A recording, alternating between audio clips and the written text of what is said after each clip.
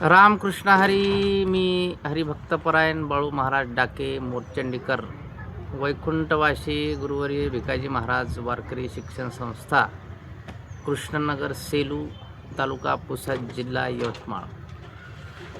आज याच्यासाठी व्हिडिओ बनवत आहे की आज आमच्या आश्रमामध्ये हा एक नवीन विद्यार्थी आलेला आहे, जो अनाथ आहे, ज्याचे आईवडील एका ॲक्सिडेंटमध्ये मयत झाले.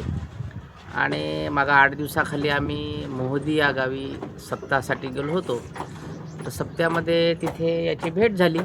तर याच्या आजीनं आमच्याकडे याला शैक्षणिक शिक्षणासाठी, वारकरी शिक्षणासाठी आणि त्याच्या पुढच्या चांगल्या संस्कारी भविष्यासाठी आमच्याकडे दिलेलं आहे.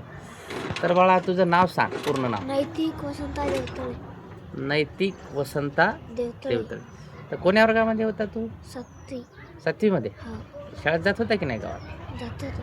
हां, बरं बरं. तर आता तो इयत्ता 7वीमध्ये शिकत आहे. पण गावामध्ये संगत चांगल्या मुलाची नसल्यामुळे त्याच्या आजीनं त्याची चिंता व्यक्त केली आणि त्याच्यासाठी आमच्या विद्यार्थ्यांकडे पाहून, इतरही विद्यार्थ्याकडे पाहून त्याच्या आजीनं माझ्याकडे त्याच्या सर्व शिक्षणाची जबाबदारी दिलेली आहे. आणि असेच जास्त तर असे अनाथ, आई वडील नसलेले किंवा आई किंवा वडील नसलेले असे विद्यार्थी वैकुंठवासी गुरुवर्य भिकाजी महाराज वारकरी शिक्षण संस्थेमध्ये आध्यात्मिक गायन, मृदंग, वादन आणि शैक्षणिक शिक्षण आदी शिक्षण घेत आहेत. आणि या संस्थेला कुठल्याही प्रकारचं शासकीय डोनेशन नाही आहे. हे सर्व आज रोजी 30 ते 40 विद्यार्थी मागील 10 ते 11 वर्षापासून हे संपूर्ण शिक्षण घेत आहेत. काही चांगल्या घरचे विद्यार्थी आहेत.